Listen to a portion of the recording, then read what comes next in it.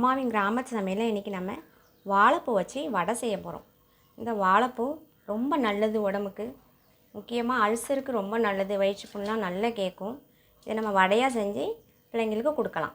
அதுக்கு நம்ம இப்போது கடலைப்பருப்பும் பட்டாணி பருப்பும் சேர்த்து 1/2 கப் கடலைப்பருப்பு, 1/2 கப் பட்டாணி பருப்பு ரெண்டையும் ஒன்றா ஒரு 3 மணி நேரம் ஊற வச்சு நல்லா தண்ணியெல்லாம் வடிகட்டி எடுத்துகிட்டு வந்திருக்கேன்.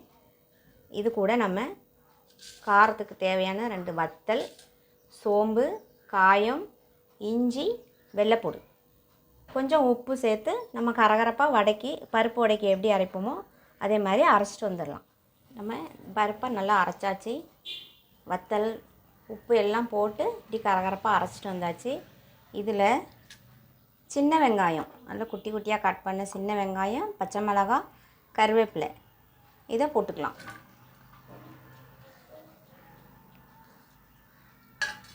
இதெல்லாம் ரெடி பண்ணதுக்கப்புறம் வாழைப்பூவை உரிச்சுக்கணும். ஏன்னா இது நான் கருத்து போயிடும், சீக்கிரமே உரிச்சு வச்சோன்னா கருத்துரும். அதனால் நம்ம இதெல்லாம் ரெடி பண்ணிவிட்டு அதுக்கப்புறம் இந்த வாழைப்பூ நம்ம உரிச்சுப்போம். இந்த வாழைப்பூ உரிக்கும் போது இது பெரிய பூவாக இருக்குது, நம்ம கொஞ்சம் தான் பருப்பு வச்சுருக்கோம், இவ்வளோக்கான நமக்கு தேவையில்லை. அதனால் நம்ம இந்த மேலே உள்ளதெல்லாம் எடுத்து வச்சுப்போம்.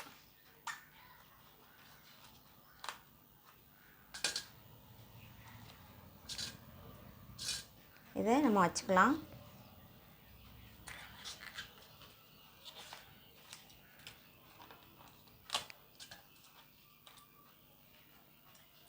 இதை வேஸ்ட் பண்ண வேண்டாம், நம்ம பொரியலோ கூட்ட வச்சு சாப்பிட்றதுக்கு இதை யூஸ் பண்ணிக்கலாம்.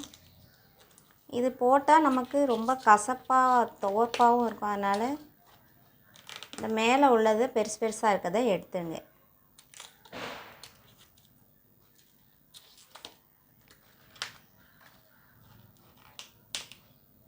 அவ்வளோதான், இதை நம்ம தனியாக வச்சுக்கலாம். இப்போ இதை நம்ம உரிச்சுப்போம். வாழைப்பூவை இப்படி உரித்து தனித்தனியாக எடுக்காமல் இப்படி எடுத்து வச்சுக்கணும். எடுத்து வச்சுட்டு அதில் உள்ள ஒரு நரம்பு மாதிரி இருக்கும்ல, அதுக்கு இப்படி எடுத்துட்டிங்கன்னா அப்படி வந்துடும்.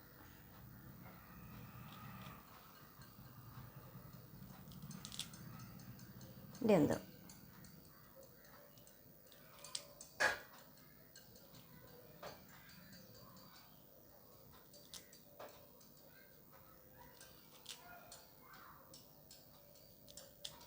இது கொஞ்சம் சின்னதாக ஆனதுனால இது உள்ள ஒரு எதல் மாதிரி ஒன்று உண்டு, இந்த பாருங்கள், இந்த மாதிரி உண்டு.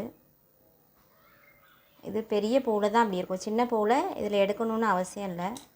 இது இப்படியே நம்ம இந்த நரம்பை மட்டும் இப்படி கட் பண்ணி எடுத்துக்கலாம்.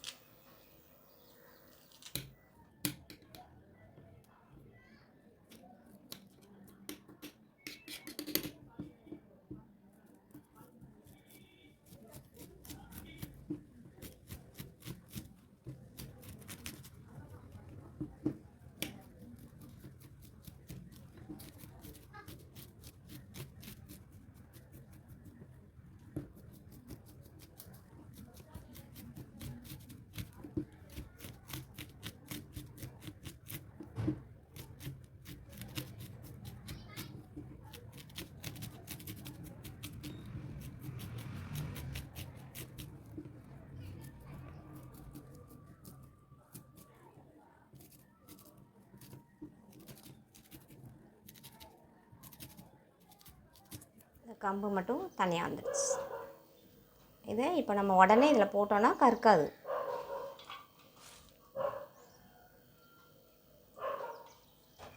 இது தண்ணியிலையோ மோர்லேயோ போடணும்னு அவசியம் இல்லை.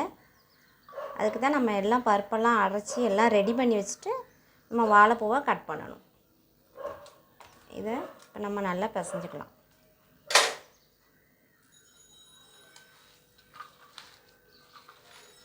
ஆல்ரெடி உப்பு எல்லாம் போட்டாச்சு.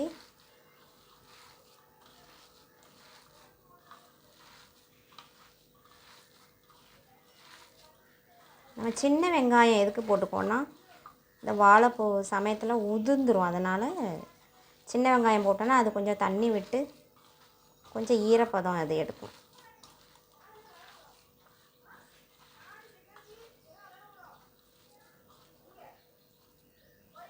இதை நம்ம குட்டி குட்டியாக உருட்டிக்கலாம்.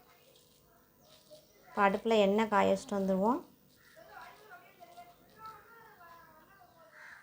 இப்போ கடாயில் எண்ணெய் நல்லா காய வச்சாச்சு. எண்ணெய் காஞ்சிட்டான்னு பார்க்கலாம். எண்ணெய் நல்லா காஞ்சிட்டு இந்த மாதிரி நம்ம ஃபஸ்ட்டே உருட்டி வச்சுக்கணும். அதுதான் நம்ம கடகடான்னு போடலாம். எண்ணெய் நல்லா காஞ்சாச்சு. இப்போ நம்ம வடையை தட்டி போட்டுக்கலாம்.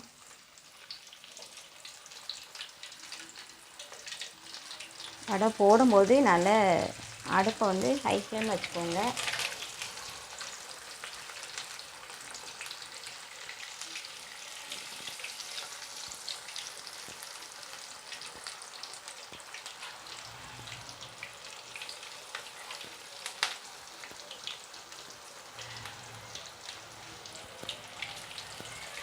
இந்த உடனே திருப்பி விட்றாதீங்க. கொஞ்சம் வெந்ததுக்கப்புறம் தான் திருப்பி விடணும். உடனே திருப்பி விட்டிங்கன்னா அப்படியே உருந்துடும்.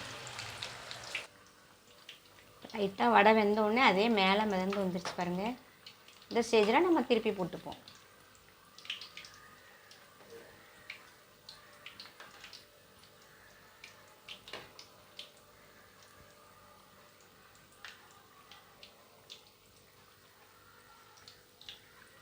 அடுப்பை கம்மி பண்ணி வச்சு ரொம்ப கொஞ்சம் வேக விடுங்க.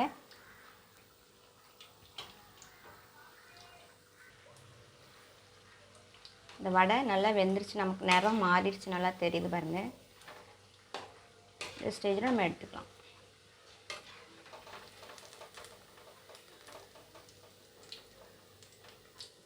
எண்ணெயை நல்லா வடிச்சிட்டு நம்ம எடுத்துடணும்.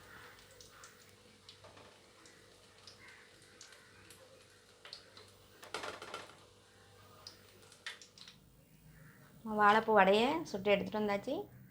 சூப்பரான நல்ல டேஸ்டியான ஹெல்த்தியான ஒரு வடை பாருங்கள். எண்ணெயெல்லாம் இருக்காது, எண்ணெயே குடிக்காது. நம்ம வாழைப்பூ போட்டதுனால வடை கருப்பாகவும் இருக்காது. இந்த வாழைப்பூ வடை உள்ளே வந்து பாருங்கள் சூப்பராக இருக்கும். இந்த வடையை நீங்களும் செஞ்சு பாருங்கள். செஞ்சு சாப்பிட்டு பார்த்துட்டு எப்படி இருக்குன்னு கமெண்டில் சொல்லுங்கள். லைக் பண்ணுங்கள், ஷேர் பண்ணுங்கள். மீண்டும் அடுத்த வீடியோ சந்திப்போம். பை.